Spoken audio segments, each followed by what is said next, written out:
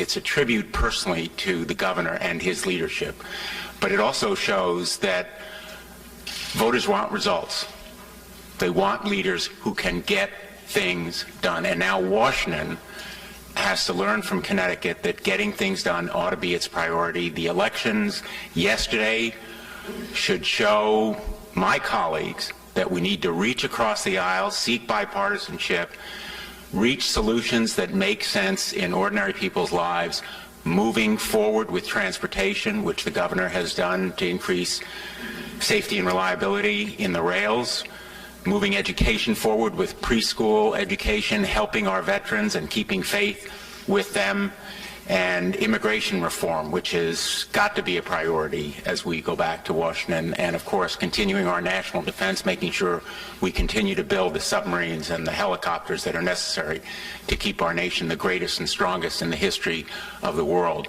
I want to thank the governor on all of those fronts for providing the leadership that can really provide a model for the nation. And I hope that the Connecticut sanity and rationality demonstrated yesterday will echo in Washington and show my colleagues that there are rewards for common sense and sensible solutions, particularly in the area of stopping gun violence. The nation must move forward.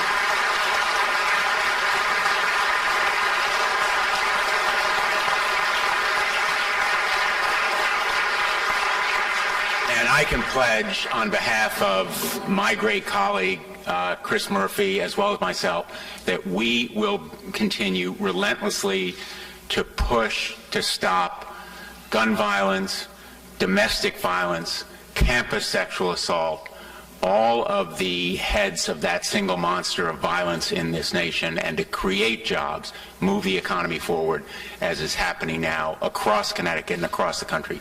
Thank you, Governor. Thank you. Thank you. So, thank you, Dick. Thank you, Elizabeth. So, before I take your questions, let me turn now to one other subject, and that is the Lieutenant Governor, who has done such an outstanding job as a friend of everyone in this room.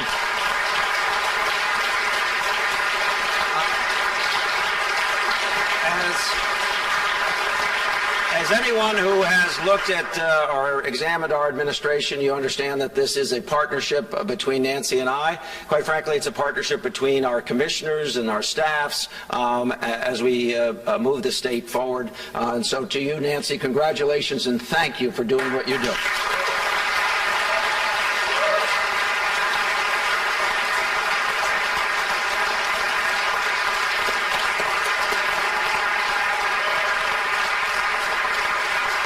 And with that, I'm happy to take some questions. Yeah, he called around 12:30 to say they had kicked the numbers around, and it was apparent that I had won. So. What's your first priority? My first priority was to come and talk to you today and spend some time with you. Listen, I think my priorities are pretty well laid out in the policy papers that we put forth over the summer. So if you dig those out and read them, you'll understand that those are all our priorities. Obviously, building a stronger economy, investing in Connecticut's economy, creating jobs, following through on our educational efforts from pre-K through graduate school are all going to be very big priorities. I think you can look backwards and understand what our priorities are. You can read the documents and understand what our priorities are. Yes? We're celebrating a victory today in this race. What about the people who felt that they didn't want to vote for you and didn't? And what do you say to them to incorporate that and go forward in the next 4 years? Well, you know, listen, I didn't expect to get 100% of the vote. It would have been nice, but I didn't expect it. So, you know, what do I say? We're Connecticut. We're all Connecticut. Wherever you were on the ballot or wherever you were on the issue, we're all Connecticut. It's time to put our differences aside and move forward. You know, the reality is that there are people who agree and people who don't agree, and that's what a democracy is. Right here. President Obama campaigned for you, and you're one of the few Democrats in the country for whom apparently he's not toxic. Have you heard from the president since your victory, and advice to him about how to handle what the We have missed each other, although I was happy to have the president call in and do a radio show yesterday in Connecticut. So we haven't had a chance to connect, but I was very appreciative of the president's visit with us in Bridgeport, as I was the First Lady's visit a week ago Thursday, as well as President Clinton coming in a couple of times, as well as some cabinet secretaries. I never ran away from the president. I believe in the policy initiatives of this administration. Nancy largely responsible for the best implementation of ACA of any states in the nation. I'm proud that there are about 286,000 people who have coverage in this state as a result of our implementation of ACA. So I wasn't running. I wanted him in. He could have come in 4 times, as far as I'm concerned. We got him once, and it helped us do what we needed to do. Okay, it's one Connecticut, but it's really not. You want the intercore cities and the rim suburbs. Republicans won just about everywhere else. You lost Midtown, which to me seems quite remarkable, even though it's a much more comfortable win than last year. It's not a landslide.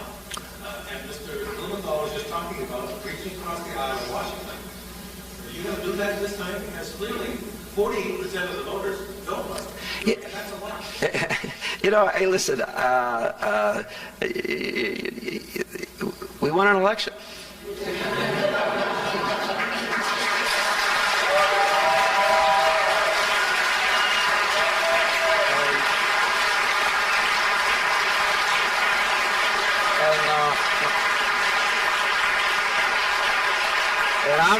And I'm willing to work with anybody who's willing to work with me.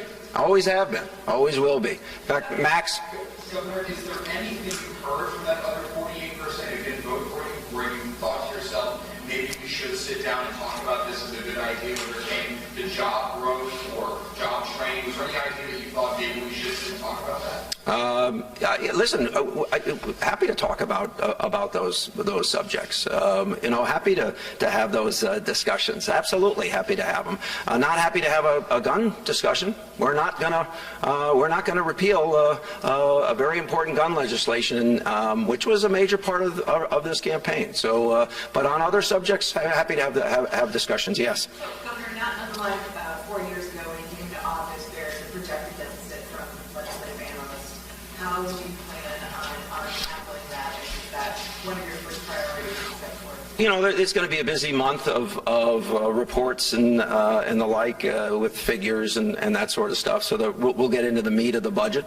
We're going to tackle it the same way we've always tackled it, and that's very earnestly with an eye on what is the ultimate prize, and that's growing the state's economy. So whatever we do with respect to the budget, we'll do taking that into consideration. I don't see any new taxes, no.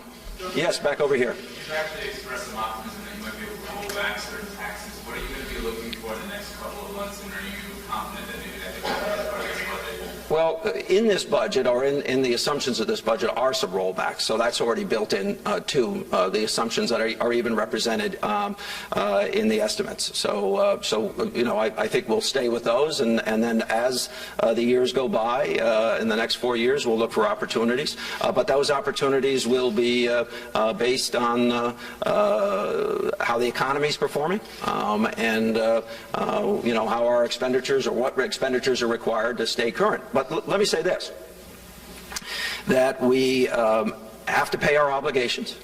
That includes properly funding long-term obligations to current and retired state employees. We can never afford to be the reckless Connecticut that we were for so many years before we put generally accepted accounting principles into place, and that will remain a very high priority, that we actually take our obligations seriously and fund them. And that's you can be assured that that's what we'll be doing. Yeah, go ahead. Does the election system need to be modified? I know that it's You know, sure. On the election system, I think we need to take a look at this. I think, for instance, same-day registration, we've got to do it in a more timely way. You can't turn people away from voting who have stood in lines for 2 hours. They should have the same right that anybody showing up to a polling place has, for instance. So I think building out that system so that it is more responsive is going to be very, very important. Sue? I'll probably wear more jeans, you know.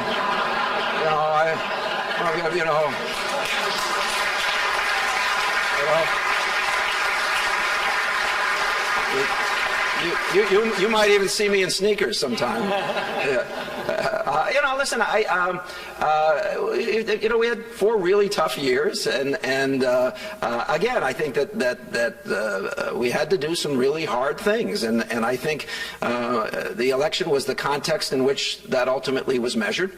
And the reality is, as I won this office with substantially more votes than I wanted, or a larger plurality, actually majority, than I did previously. Actually, I have a majority. I know you guys like to dwell on what I didn't do. I have a majority of the votes. I didn't have those 4 years ago, and I'm happy with that. The New Haven Register.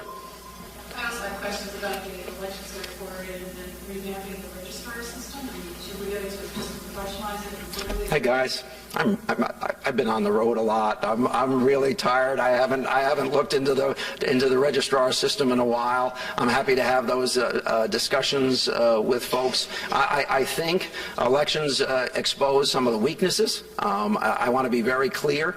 Not having a voter list at every polling place at 6 a.m. in the morning is an abridgment of a person's right to vote, which cannot be tolerated.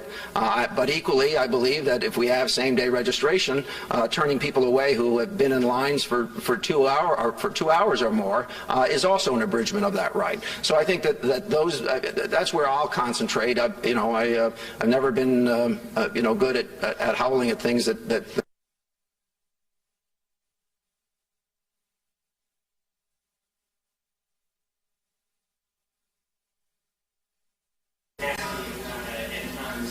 I didn't have my graciousness meter with me on the phone call. It was an appropriate phone call where he expressed that he had looked through the numbers and had come to the conclusion that he should call me. Okay? I think he did. Thank you. Thank you very much.